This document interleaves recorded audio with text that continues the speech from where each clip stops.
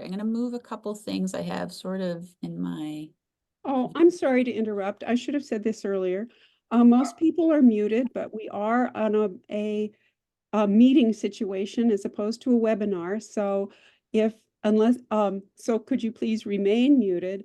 And you can feel free to put questions in the chat, and afterward we can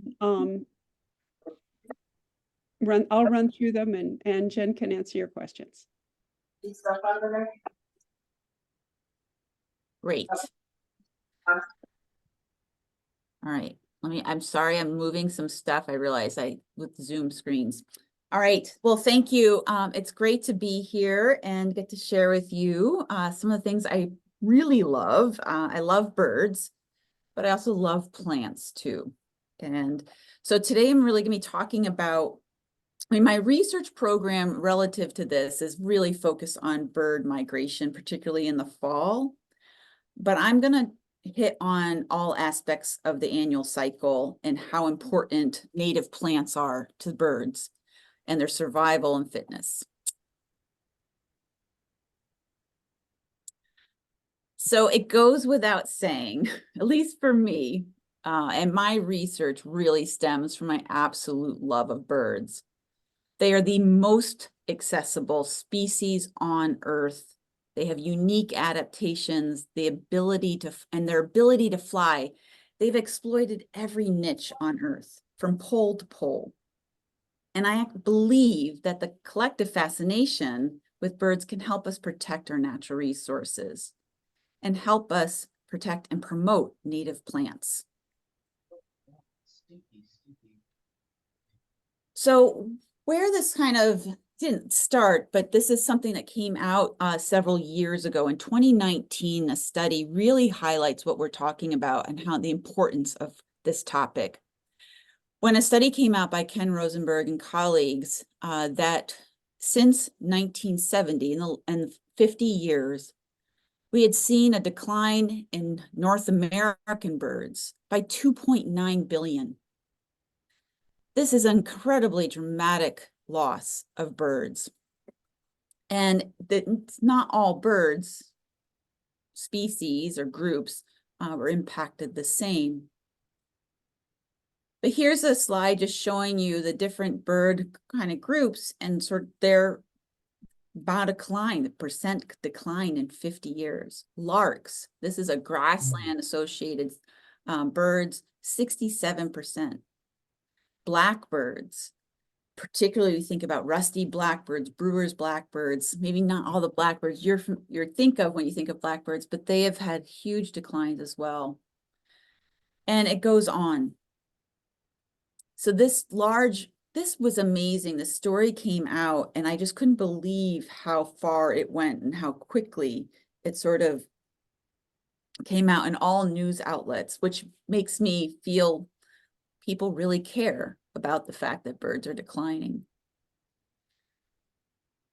If we think about the bird's decline and you think about sort of what are the factors that are leading to that, most of these losses in birds are actually linked to habitat loss or habitat degradation. So in these couple of graphs, it's basically showing you the loss of birds relative to their habitat requirements.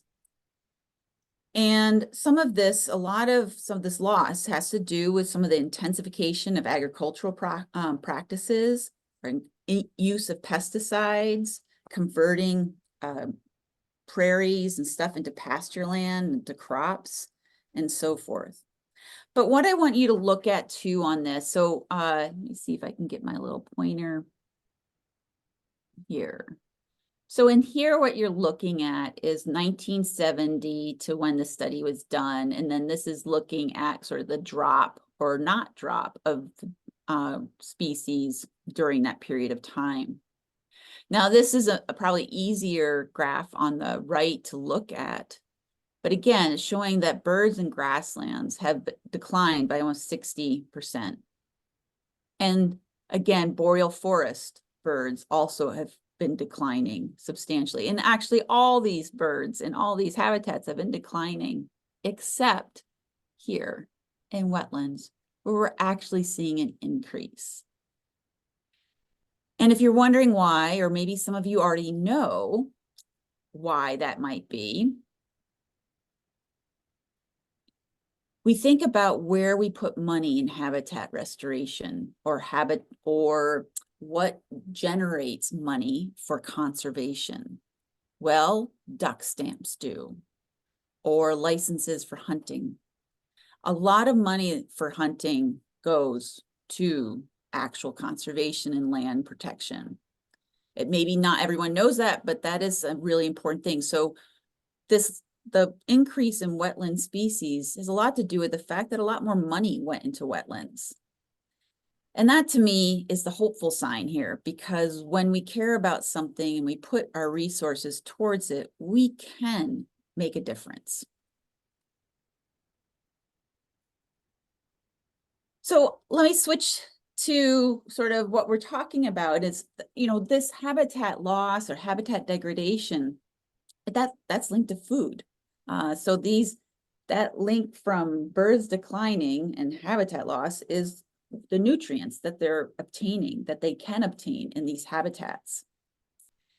And so we need to think about, how do we support birds throughout the annual cycle? And this picture might look familiar if you have a mulberry tree in your yard and June hits, or maybe up there it's a little bit later, and all of a sudden you've got a lot of birds in your mulberry tree.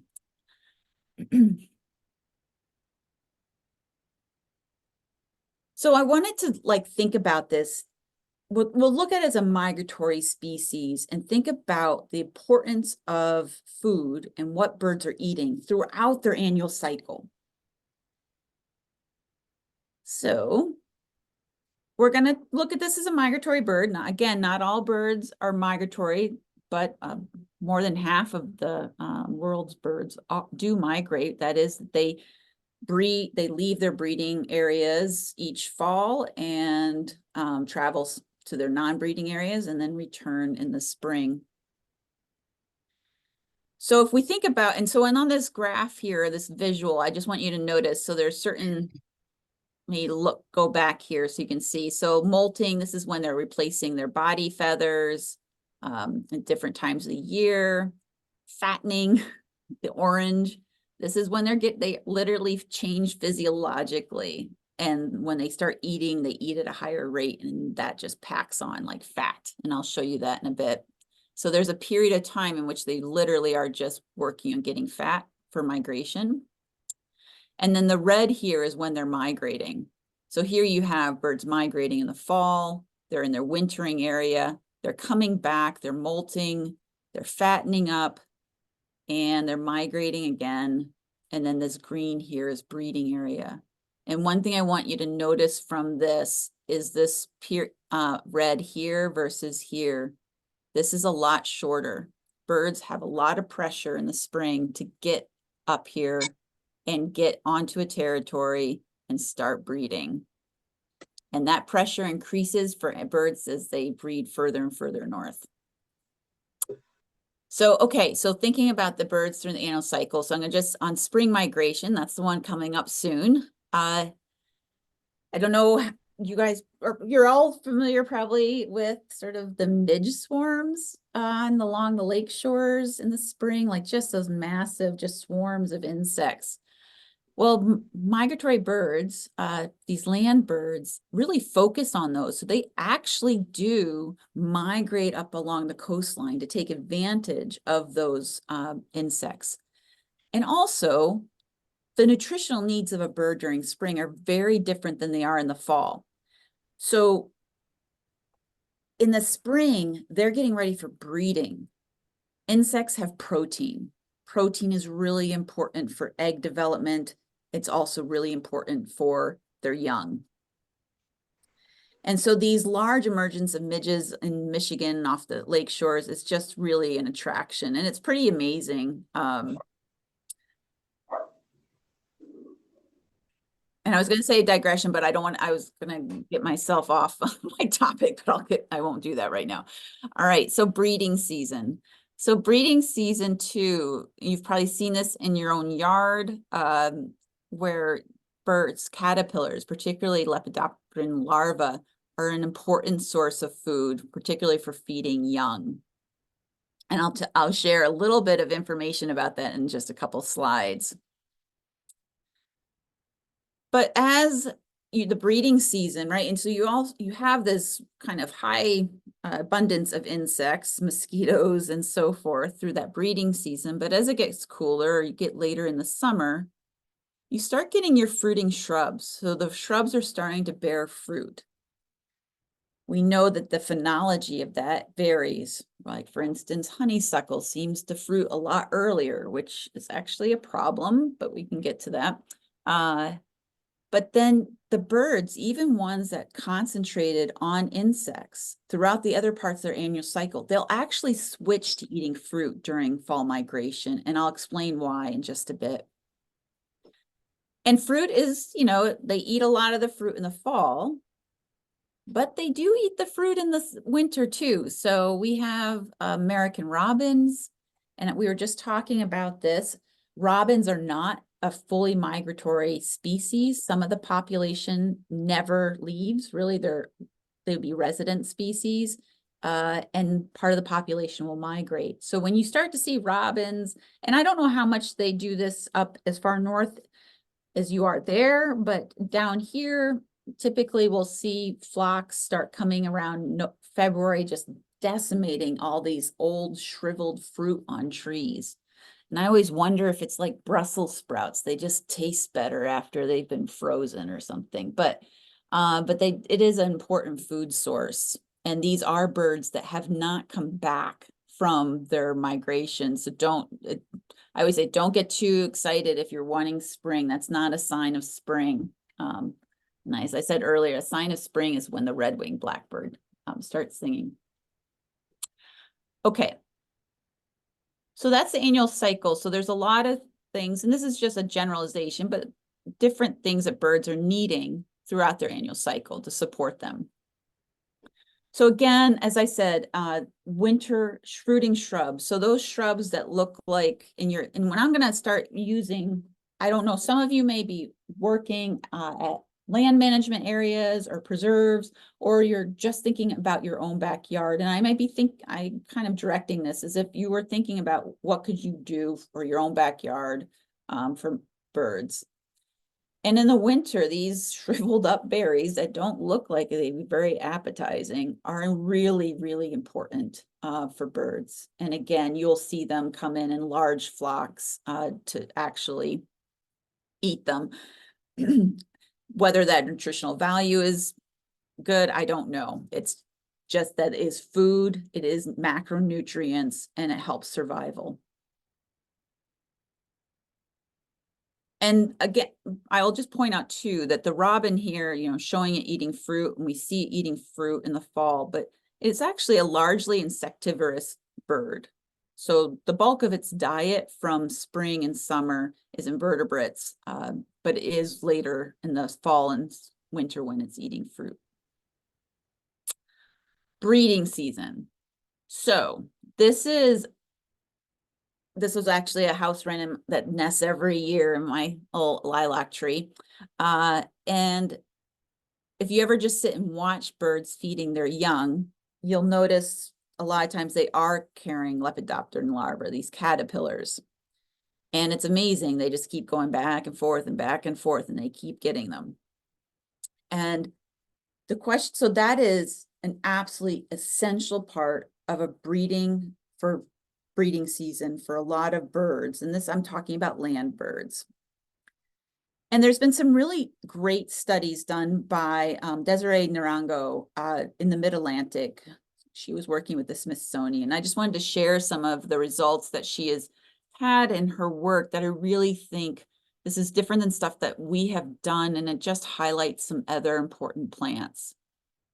So they did a study, this is in the Mid-Atlantic region where they did this, and they did this in backyards. So they were sampling backyards across this whole region, and they were looking at native trees versus non-native trees. And what they looked for, I'm just kind of shortening this up, is they wanted to see what biomass, how many, and what's the biomass of the lepidopteran larvae, the caterpillars, and where were they, what species of trees. So and they tested this with chickadees. So the native plants they found overwhelmingly supported more caterpillars, and not only more individual caterpillars, but it was a greater biomass per. So each caterpillar, they're just bigger than non-native plants. And then when they looked at where the chickadees were foraging, eating, they were spending most of their time, I mean, substantially most of their time in native plants than non-native. And then when they started to look at, well, what trees were they spending most of their time in? Oaks was the most important group of trees. So 28, almost 30% of chickadees were foraging in the oaks. Now, in this study, they had native maples and they had non-natives. And they found that the birds spent more of their time in the native trees than the non-native. So this is really showing a very strong sort of, well, difference between native and non-native trees. I'm not talking about fruiting shrubs in this case. So they then took that study, so that was in 2017, and then they did another one that was a bit larger scale, national, and they looked across the US at different places. And I'm just getting a very kind of high level here on this, but they found overall in their study that just a general take home of this is that oaks support over 952 species of caterpillars themselves. And that caterpillars, in terms of a food source, is a food for over 96% of nesting songbirds and their fledglings, what they feed their young. Over 96%. So really important food source. So in order to support birds in habitats, we need to have a source for caterpillars, where caterpillars are going to be. Now, people always have this love-hate relationship, right, with it. If you like birds, you might love the caterpillars, but if they're eating everything, you might not like them so much. But this graph here, what this is showing right here, is basically sort of the mean percent of the Lepidoptera and the caterpillars that were hosted. And just the take home here is that overwhelmingly the oaks were hosting a much higher percent than other species. Salix, willow species, your cherries and so forth were also supporting. But it points out the importance of these trees. And so it's something to be thinking about when you think about what's in your yard or in your nature area. They also have, oaks have many other important, right? They secure watersheds, they enrich soils, they sequester carbon, they produce food for, acorns and so forth. I will say as a little aside that the acorns, like when you have high, it's called, some years you get lots of acorns and other years not. So you have that high mass production. Well, unfortunately, high mass production is a lot of food for a lot of animals, but it's also a lot of food for mice that are the host for the Lyme disease bacteria. So years when they have larger mass production from oaks, you sometimes see higher incidence of Lyme disease. Just an aside of the positive thing that oaks do. All right, so grasslands. So, and just in general, and I've studied this actually out west. I worked for many years looking at native versus non-native plant communities, particularly in relation to salt cedar, tamarisk, and riparian areas, and looking at insect communities and avian health. But in general, native plant communities support more insects. Let's see. Let me just show you. So basically, if non-native plant communities have a less diverse insect community, and we found that where insects were in species, bird species that rely on insects, they have seen the greatest population decline. So this graph here is showing that there is a much greater decline in species that rely on insects for their diet, whereas species that didn't rely on insects in their diet did not see the same decline. And so again, these effect here is that native plant communities are affecting your insect community and affecting food for birds. And I don't want to just ignore the other fact. And I know this is in Arizona when I was out there, and there's a nest in there, but right, they're places for birds to nest. And that's obviously a very important part of habitat, is finding appropriate places for a bird to put a nest that protects it from predators and the elements, and where they can raise their young. Well, some interesting studies, and this is a really good colleague of mine, Amanda Rodewald. She's the director of conservation at Cornell Lab of Ornithology right now, but she was doing work in Ohio at the time, but she was looking at sort of more in these urban, suburban areas and the relationship between nesting birds and honeysuckle, non-native honeysuckle species. Now, I'm sure I'm talking to people that already know this, but they leaf out really early, the honeysuckles, relative to other native species. Like in May, we're always like, oh, look at the stuff leaf. Oh, it's just the non-native honeysuckles. And they fruit out earlier. Well, what they found is that because these honeysuckles are actually leafing out earlier, birds like the cardinal are choosing to nest in these shrubs. The problem is that they're sort of being kind of lured into these falsely, seemingly good areas for a nest. Well, honeysuckles, non-native honeysuckles, have low nutritional value. Their berries are basically sugar with very little energy or protein. When you're in one of these honeysuckles, they found that there was even higher nest predation. That is, that more nests were being destroyed by predators, whether that's snakes, cats, or hawks, or other birds.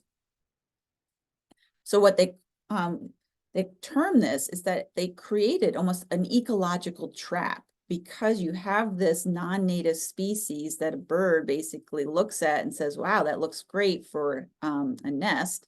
They nest in there. If they select it, then they basically aren't going to have the same reproductive success for individuals that might be nesting in native species. So they may look great, they may seem like birds are eating and using them, but they aren't necessarily helping the bird. All right, so let me switch to migration, and I'm just going to touch on spring migration again just a little bit. Here's a northern Parula. And while there is not fruit in the spring, there are a lot of insects, as we talked about. And I mentioned the lake shores, those large midges. But there's a lot of insects just in the plants in our yards. And if you're ever birding in the spring, sometimes you're like, you're never seeing any birds. But if you go into a forest where there's oaks and other things, or you look up hickories and whatnot, and you're looking up into the canopy, you'll start to see the birds, because what they're doing is they're focusing in on the flowers. Here, these really tender emerging leaves and flowers, and the insects that might be on them. So there's just an oasis of food in these very far up into the canopy that we don't necessarily recognize. And you'll see a lot of birds foraging those areas. There's places that are great to bird, or where you have sort of like Tawas has these trees. It's very easy to see them. So the warblers are all over and kind of easy to spot. And here's a black and white, same thing. And so what this really brings home is that the diversity of plants is important. So I'm going to talk more now about fruiting, but just before I do that, just thinking about sort of diversity of plants, the vertical layers, stratification. You want plants that are going to have those tender leaves. And this is a picture from Michigan Audubon just kind of giving some recommendations. Like hawthorns and elms, hickories, willows, and oaks are all ones that seem to be favored. But I'm going to jump over here to the fall. So this is where I spend most of my research time. And there's a reason. It's a phenomenal thing that birds are doing. So again, during the migratory period, over half of the species in the world make these annual movements. And so in the autumn, so if we think about birds in the autumn, and we're thinking, let's see if I'm going to get my pointer here. If you have birds that are kind of up in the boreal region here, and then they're flying south. So just envision that there's about an average of 4 billion birds that are crossing over the border from the boreal region in Canada into the United States in the fall. And another 4.7 billion on average are going to be basically leaving the United States, North America, into South and going into Central and South America. A phenomenal number of birds, just incredible.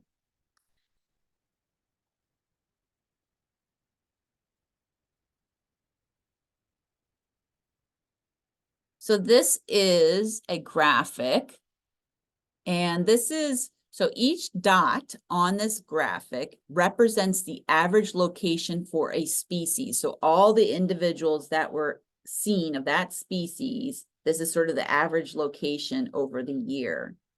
And it's over 100 species of birds are being shown here in this map. And so here's December, okay? So this is kind of distribution of birds. January, already birds are starting to move north. And you see February, and then all of a sudden it goes very, very quickly. And then look at the top in the boreal region, and it seems like before they even stopped, they started turning around and coming back. There's actually a version of this. This is made from Cornell Lab of Ornithology, but there is a version that actually has all the species names. So it's pretty interesting. Just to point out the importance of citizen science. Citizen science data is what actually generated this. This is all eBird data. I don't know if you're familiar with eBird, but it's just really pointing out that a lot of what we're learning these days is these phenomenal citizen or community science-based programs that really are advancing our knowledge about science. So these long journeys that birds are undergoing in the fall, and in spring too, but in fall I'm concentrating on, they have to make long distance flights. And in general, so there are birds that will, as they're coming south, they are going to cross over the Gulf of Mexico. That takes about 30 hours. This flight here can take 80. But when they're over land, they're going to stop, and they're going to stop at these places called stopover sites.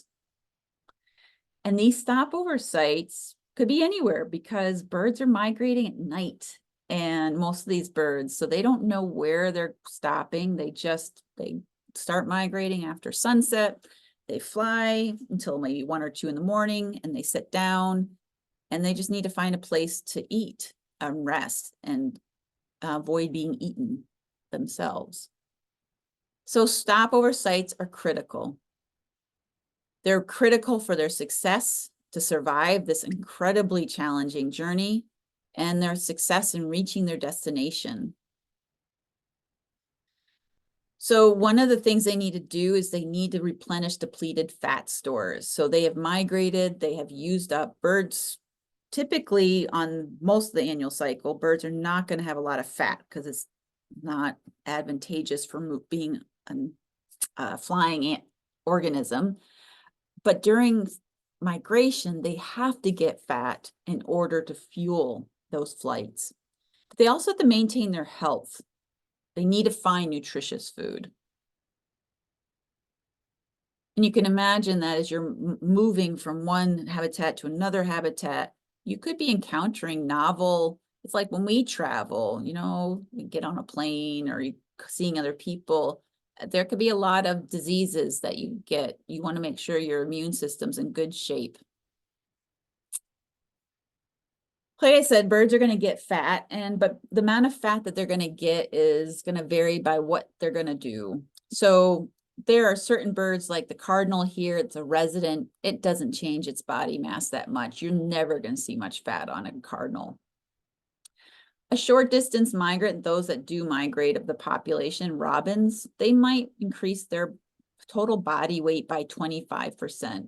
It's not overly, not huge, but a bird like this, a blackpoll warbler, which is it's the size of a chickadee, and it's a very long distance migrant, and it actually can double its body mass in 2 weeks prior to migration. So it weighs, again, the size of a chickadee, and it can eat enough food in 2 weeks in terms of just doubling its body mass. So it's actually gushy, really, really gushy with fat.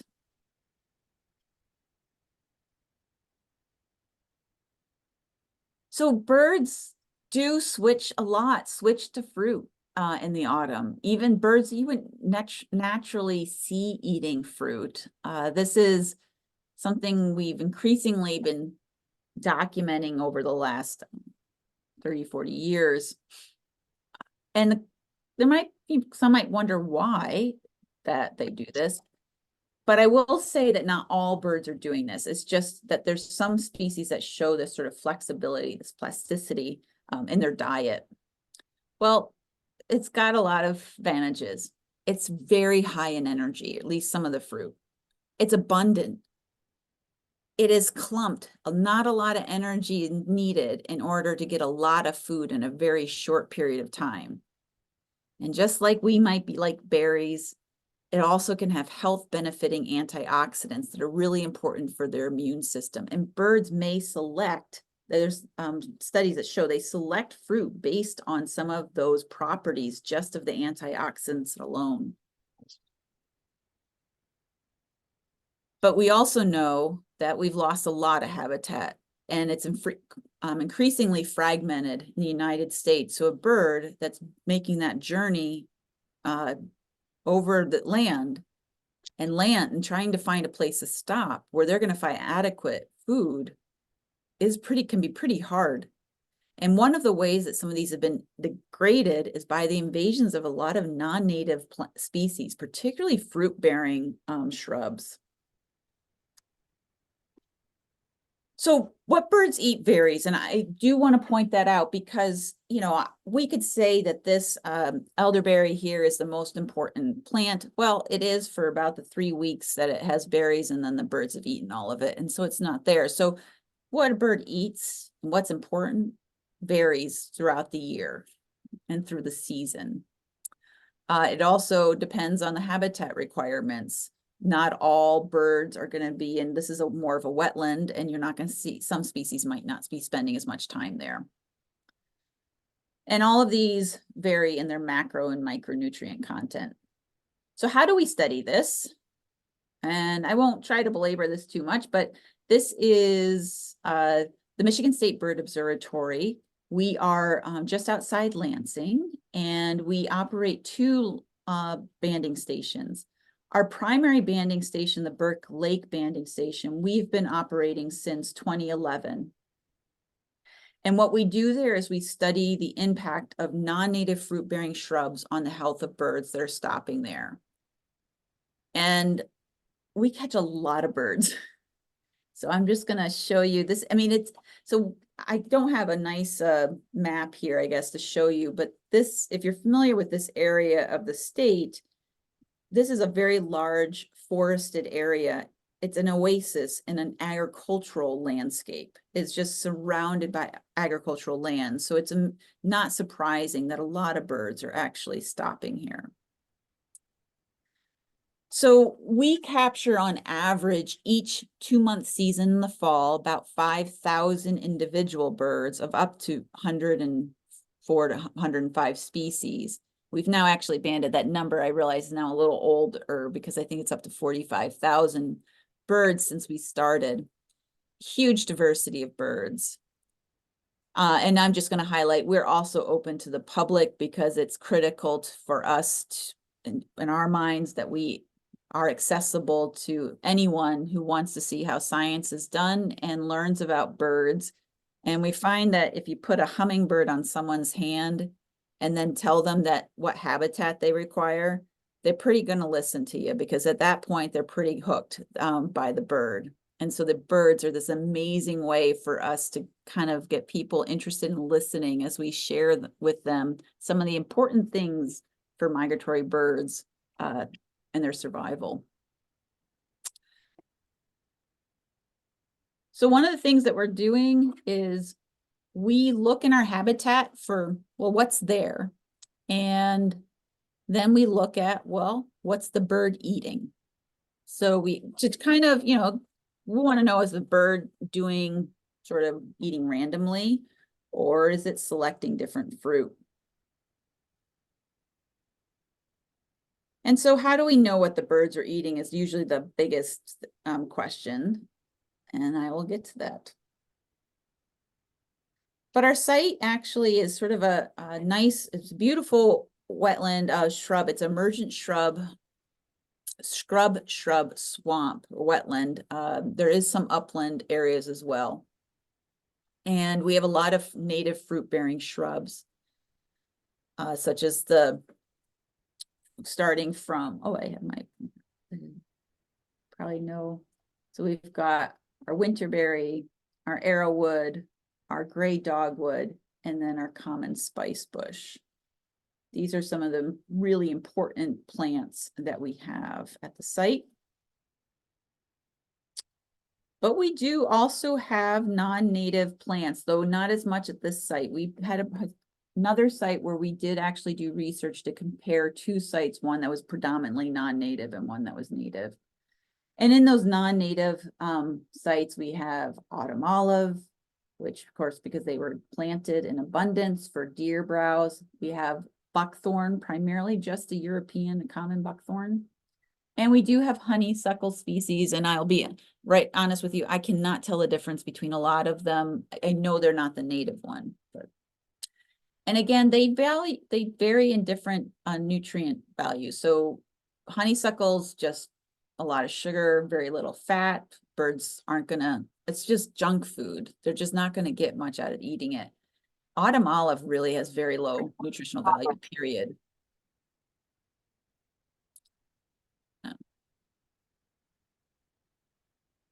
All right, so let me just show you what we have at the site. This is gonna, and I just want to point, this is one site where we have that we look at. And this is just giving you the relative abundance of the fruiting shrubs and vines at our study site. And I'm assuming you can see this. This is all basically, these are listed in the order of abundance. The most abundant at our site are dogwood species. That's red osier, silky dogwood, and gray dogwood. Common winterberry it's ilex species, very common. It doesn't fruit till the end of the season, and mostly robins forage on common winterberry. Then we have common spice bush, not as common, but you'll notice later, this is very high in nutrient value. And then we have our buckthorns, and our buckthorns are getting bigger. We have some really large buckthorn trees. And I'll just point out, it's a wetland, so we do have poison sumac. And then obviously there's some of these other non-native species, but we never see the birds actually eat much of them. So now so what I just showed you, this was the abundance of the plants themselves, the stems. But all of these don't fruit the same each year. We see huge variation in fruit. So when we look at actual fruit abundance, this is 1 year that we show. This is actually from 2020, just showing you that we had very I mean, this was a year with very low spice bush, very high buckthorn. Poison sumac was higher than normal. This year we barely had any poison sumac. So we can see this vary quite a bit. And so that's something we track so that we can know when we're looking at what birds are eating, how that relates. Okay, so how do we know what the birds are eating? Well, we use mist nets to capture birds. And so this is a little Nashville warbler here in the lower right, that's in a net. And then Aya here is taking out a gray catbird, and you can't see it, but there's a mist net that she's standing behind. And she has this box that looks like a little mini hotel, and she has some bags. Well, the boxes I'm gonna get is where we put birds that we wanna see what they're eating. So once we extract the birds from the mist nets, we put some of the birds in boxes. Now, the boxes have white paper in them, not paper that looks like this. This is paper that came out of a box, okay?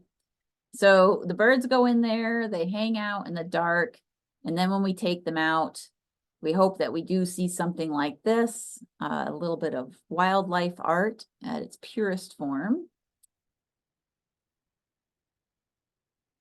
So how that is basically you have a bird, it's been out in the area eating, we got some fruit, and we put it in this box with white paper. And then when we're getting ready to band it, we take it out and we might see this, and sometimes we'll see some seeds as well. And it is you'll see here, the top of my slide here, that's the bookmark that Marcia showed. Those are all actual photocopies of, or scans of poop samples. And it's a rainbow. We get a rainbow of bird poop. It's very exciting. And we realized that we could start identifying the species of plants that birds are eating. So we did this in multiple ways. Again, this is that bookmark. And we look at the color, the hue, using a color hue book. We also did ID the seeds in the fecal samples. And if you ever want a really cool seed guide, there's one that a woman who's doing bird work actually made one from all the poop samples out of Dearborn, Michigan. It's a seed guide for a lot of the common species. We also did genetic validation, where we actually went and extracted DNA from these samples to see if they truly were what we thought they were. And then the other thing we can use is smell, because spice bush, when it's, even when it comes out of a bird, it smells great. It's a very distinctive smell. And so we can use that. But through all of this, we've been able to sort of link these to different species. We can't do this we can do it to genus in a lot of ways. We can't necessarily do it to species. Like dogwood, can't really do this, especially genetically. The grape, the Virginia creeper and the riverbank grape, they are the same genetically, and they can each have different colors. So again, this is just showing you that sort of range of color. So then we use that and the seeds and so forth to say, what are the birds actually eating? Okay, so now I'm going to share with you kind of what they're actually eating. So this graph, okay, again, this is showing you it in order. So dogwood is definitely a large portion of their diet. Common spice bush is, and then relative, to their abundance, as you saw in a previous, I'll show you that in a second, they're not eating as much. Notice the poison sumac here. So this gray here is actually showing you what was available. So it's just showing you that winterberry was far more available than what was eaten. Part of that's because it wasn't ripe, or birds don't like it as much. Robins do. But look at the spice bush. Relative to availability of the fruit, it made up a large portion of the bird's diet. And then the poison sumac, which, let me just tell you, I've had a number of crew go to the hospital because that is a very nasty plant if you touch it.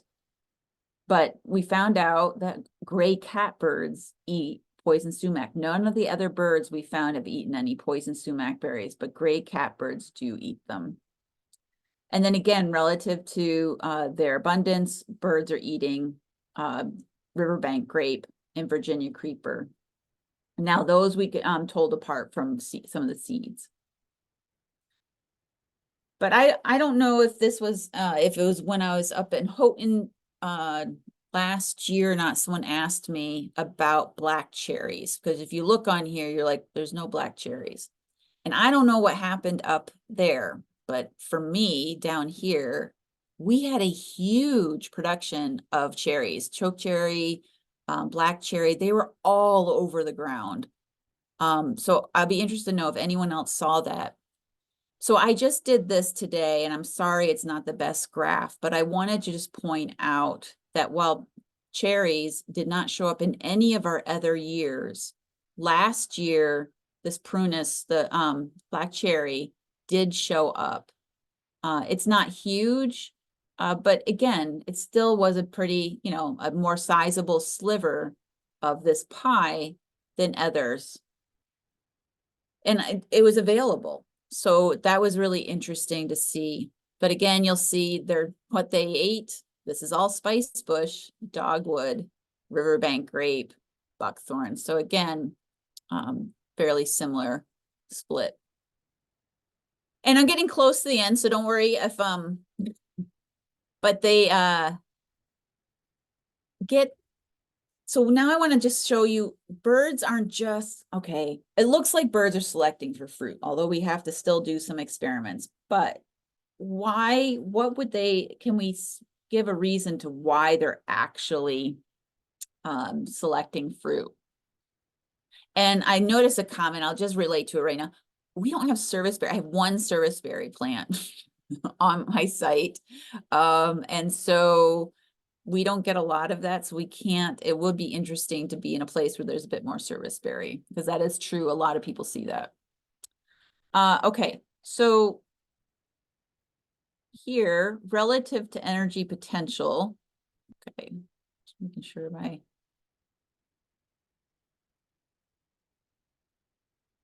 so these plants that I just highlighted in green, they're the ones that the highest energy potential of all these plants. Now, there's variation, there's some that are lower than others, but these are the top 4.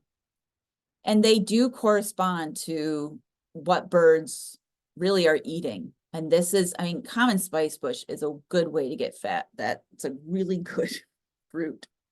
Dogwood as well. Antioxidants, these are critical. We think about them, you see commercials about them. This is what helps, especially when you're flying actually at high altitudes. You're creating these reactive oxygen, these free radicals that are damaging. They're damaging to the cells, and that can have an impact on the bird's health. And so getting antioxidants from their diet, just like we would get it from our diet. And so, we've looked to see our birds selecting some of these fruit based on antioxidants, because some of the fruit, even if it doesn't have high energy, could have high antioxidants. And we have a study that was done on this. I'm not going to share that necessarily here, but just, we do see that some of these birds, that the high antioxidants also are in these fruit.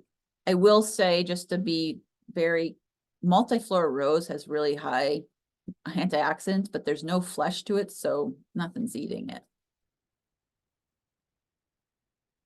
And then the last thing I wanted to, just a couple things really, this is a different study site, and it's got a lot of non-native, a lot of autumn olive, honeysuckle, but it also has some dogwood.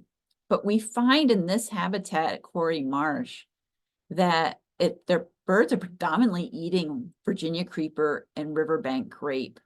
Although black cherry has been more present this past year.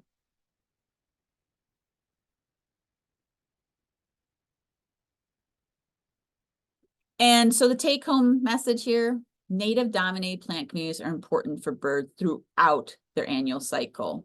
And I'm just gonna quickly show you a couple slides, but what I would do is this here is a document from Susan Smith and Scott McWilliams. If you just Google this title, you should be able to actually find, it's a 2-page document. Now this is for Rhode Island, but it tells you sort of the highly recommended species for birds. And it's going to be a little bit different because again, it's really looking at things relative to their, where they are, where they don't have as much common spice bush and so forth. And then there's some other additional species, but then there are also species that birds will eat, both by wintering birds as well. And again, I can send that link to Marcia if people are interested. And then this is another Michigan Audubon, just really about bird-friendly yards and everything that kind of goes along with it. Birds need water. They need ground covers for insects. You know, you need places for the insects, the food. And also, if you're about to just cut everything down, if you do cut things down, you could just pile them into a pile, like a brush pile, and just leave it, because that brush pile actually does create also some nice elements for birds. And with that, I just want to thank you for being here. And with Michigan, I'm part of the Michigan State Bird Observatory, with Corey Marsh Ecological Research Center. Here are our Facebook pages and website. And most of what we do is supported by private donors and other organizations. So thank you.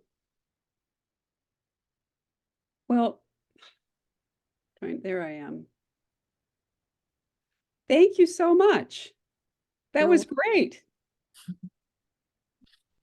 One of the things that struck me as you were going through this is that there's becoming more of an emphasis in native gardening on gardening in layers. And a lot of the plants that you are talking about are in that middle shrub layer that we've kind of neglected. Yeah, that's interesting. That's true. That middle shrub layer. Yeah, they're really critical. Yeah. Does anybody have any questions? I haven't seen too many in the chat.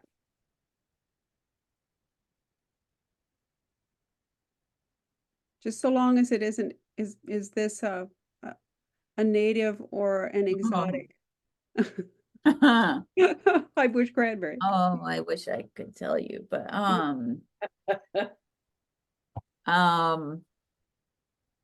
oh, they shouldn't be there. Oh, here's one from Sharon. Okay. How can I support birds Yes. in my yard when I have 3 free-ranging killer cats in the yard? Yeah, that's a problem. I don't know who the source of those cats are. And I don't know we've actually caught the cats that we've seen and take them to the Humane Society, because they are the greatest killer of birds worldwide. And yeah, I think it's where you're trying to basically keep, it's really a hard question to answer, because you're trying to basically make things so that birds aren't lured into areas where the cats can easily get to them. So you don't want to sort of like create resources that are really in an area where the cats are just it's gonna be an easy feast. So I have a little bit of information on that if people are up for it. There is a product called a Birds Be Safe collar that you can put around the neck of an outside cat, and with a breakaway collar, and they look like a clown collar. They're very bright, And the company has actually done scientific studies that have shown that cats that wear these collars are far less successful predators. So it's not as good as keeping your cat indoors, but it is much better than just letting them go. That's a really good point. Mm. And I think Cornell too might have some resources. Whenever you have questions about birds, Cornell has some amazing resources too, and so does Michigan Audubon. Yeah. So what about seed species like nine bark? I don't know. That's a good question. I don't know the value of that. And that's one of the limitations that, and so Scott is a colleague of mine who did the recommended plantings thing. And we keep talking about like, we need to do this so that it's a broader geographic range where we can bring in more species to look at. My student did some analyses on some plants in our lab, but it's hard. It's a lot of process. Mm-hmm. Well, and nine bark may have value as a host plant also. Yes. Yeah. And that's, I think, the other thing to really take home with like the oaks and things like that is that it may not support, you may not see birds nesting in there a lot, but it's supporting the food. Like it, and that's sort of getting that mindset of like, even if you don't see a bird necessarily always in its plant, knowing that it might be used, it's that plant supporting the prey base, the food base. That's really important. They have lots of flowers that draw insects, Yes. like And that's Christine said here. how important are native wildflower seeds? I mean, birds, yes. So I don't know if you notice this, like, especially when the plants have died and they're all seed heads and things like that. It's not necessarily some of the migratory birds that are, because a lot of migratory birds aren't eating the seeds necessarily, but I mean, hummingbirds, it's important. Hummingbirds do migrate and they fly across the Gulf of Mexico too. They have a very long migration. But those birds over winter, you'll see goldfinches and everything really taking advantage of any seed head. And having native wildflower seeds that birds eat is important because if they eat the non-natives, you're going to have a lot more non-natives around. So yeah. And anything that's going to increase pollination isn't good for everybody. You know, that just hands down, increasing pollinators is critical for society. Yeah, and you kind of raise an interesting point that if you have those native plants out there and the birds are eating them, then they are also distributing the seeds. So you are giving them an edge in the environment. Yeah, Yeah. exactly. Mm-hmm. Certainly don't want to give an edge to the other species. So Yeah. Yeah, as Christine said, they can be way more attractive than even sunflower seeds. yes, yeah. It's when they get buried by snow, then it's like I start feeding my birds. Mm-hmm. Oh, do we have any other questions? I don't know if I missed any. Okay. Oh, here we go. Is spicebush a good species for migratory birds in the spring as well? Because they are the host plant for some unique Lepidoptera. Yeah, that's a great question. And we're not at that one study site in the spring, just well, it doesn't leaf out for a really long time. So we don't get a lot of birds in that habitat because the drier habitats leaf out earlier than the wetland. So I don't know that spring birds are foraging in spicebush for the lepidopteran larva. So I don't know an answer to that question, but they are really just an amazing plant, period. Okay. And if anyone hasn't worked with spice or worked with it, but like planted it is a dioecious plant. And so you do need to get enough so that you have males and females.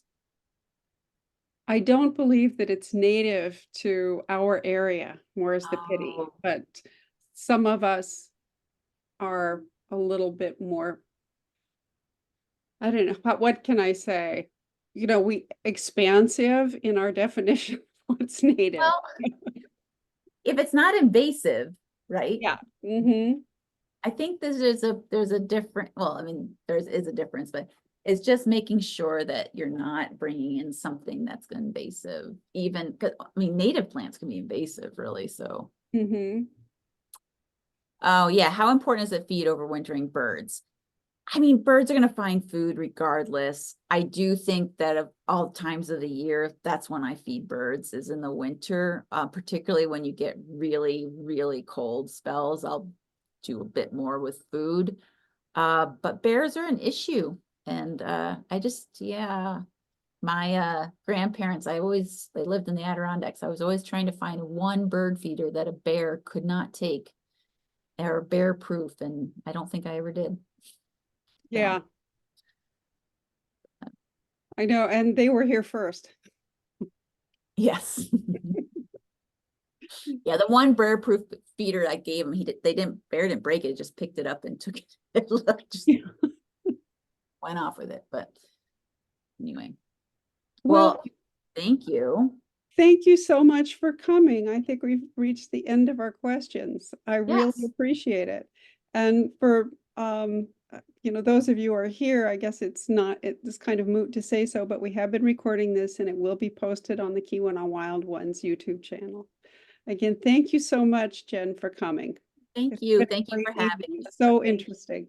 Okay. Stay warm. All right. Good night, everybody. Bye.